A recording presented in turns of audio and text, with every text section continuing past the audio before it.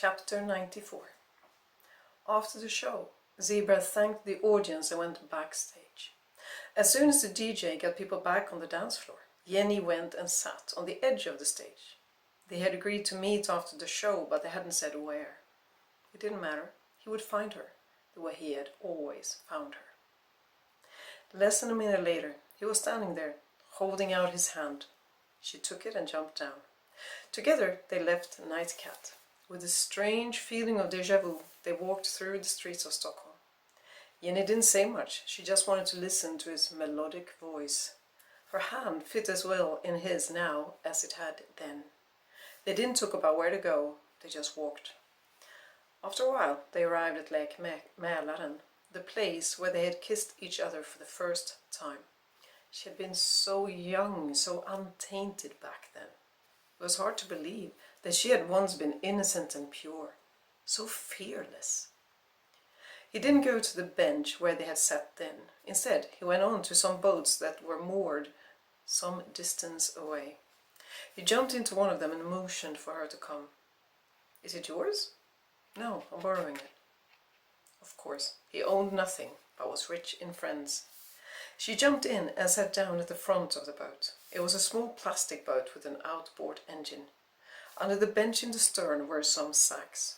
Peter opened one of them and threw her a life jacket before putting on his own. He started the engine and drove away, leaving Stockholm behind them on the way out to the archipelago.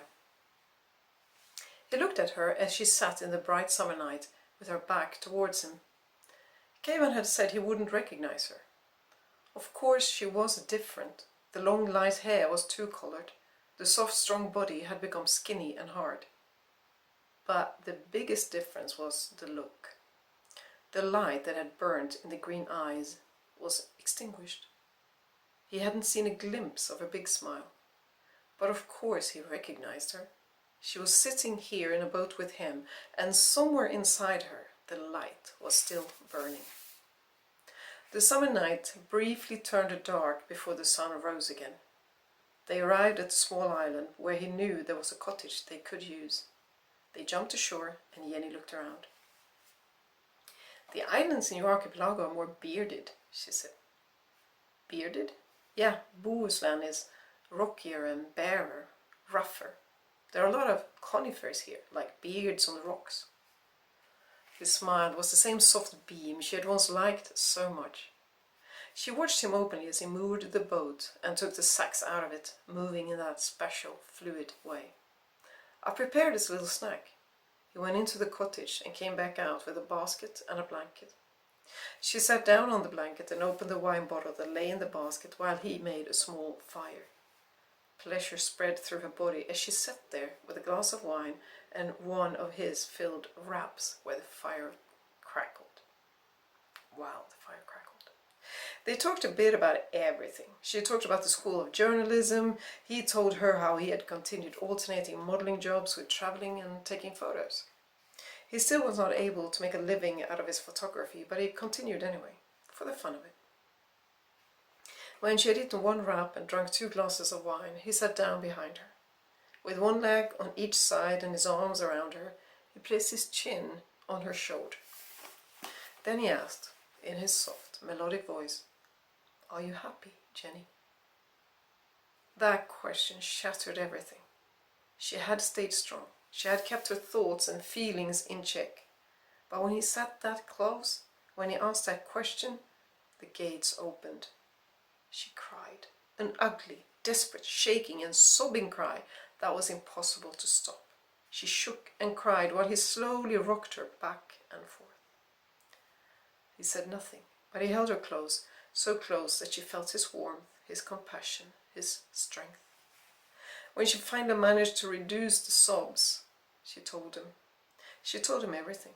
She told him about that January night, every single detail.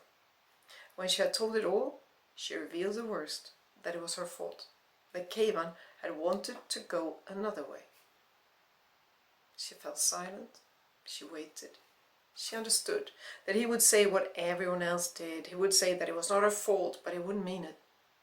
She waited, dreaded to hear it also from him. He let go of her, grabbed some paper and gave it to her so she could blow her nose. If you had gone the way Keivan wanted to go, it wouldn't have happened, he said. It was almost nice to hear him say that. He didn't pretend she was innocent, he saw it the way it was. Finally, she was not the only one admitting it. Although, you don't know what would have happened if you had gone the way he wanted.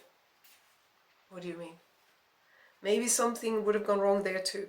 Maybe some drunk driver would have hit you. Or maybe you would have gotten into another brawl. Or you could have stumbled on the curb and sprained your foot, or nothing would have happened at all.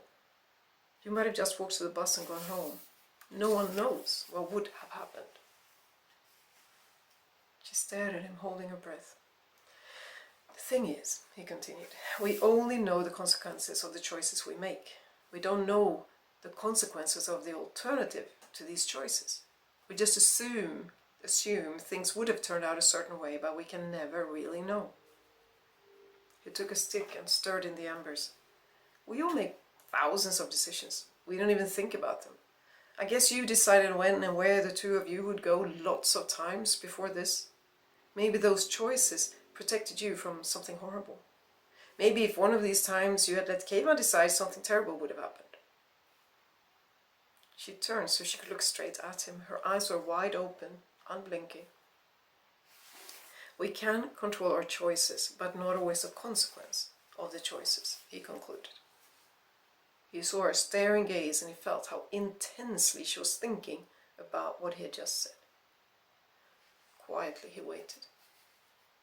With a voice hoarse and rough from her recent crying attack, she said slowly, more to herself than to him, "It was my choice, but it was not my fault." She looked over the Baltic Sea. "It was my choice, but not my fault," she repeated. "It was not my fault." She got up and walked with unsteady steps towards the water's edge. "It was not my fault." She felt how she grew. She grew taller. It was as if what had weighed her for so long was lifted away, and she could straighten up again. Her chin moved higher. She could suddenly look up again. She took a deep breath. So much air came in.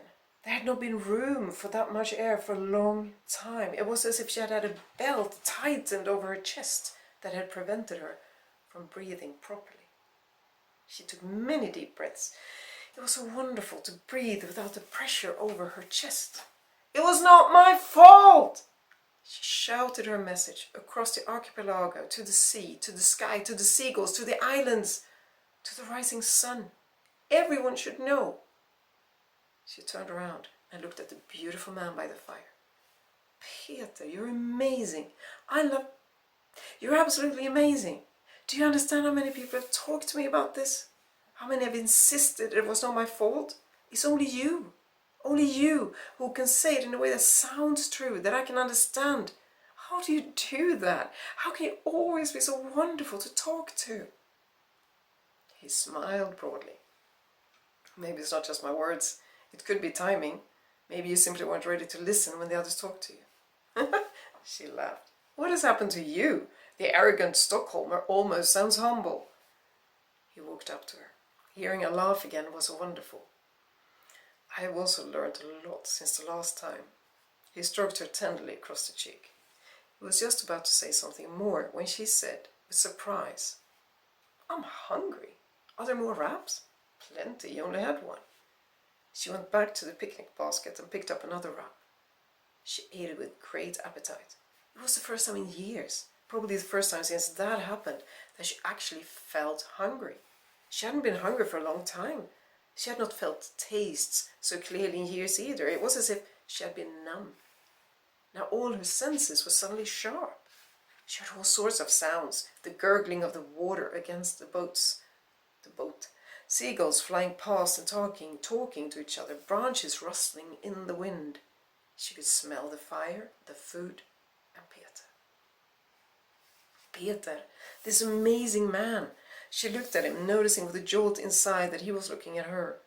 She drank the last of a glass and finished the sandwich. Then she went to him and kissed him. It was impossible not to. There were only narrow bunk beds in the cottage, but Peter took out the mattresses and laid them on the floor.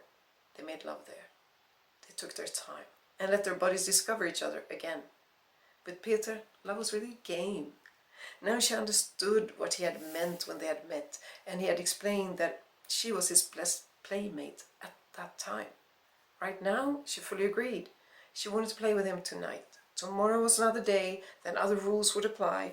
But now, she was here with him. And right now, at this very moment, she could have answered yes to his question about if she was happy.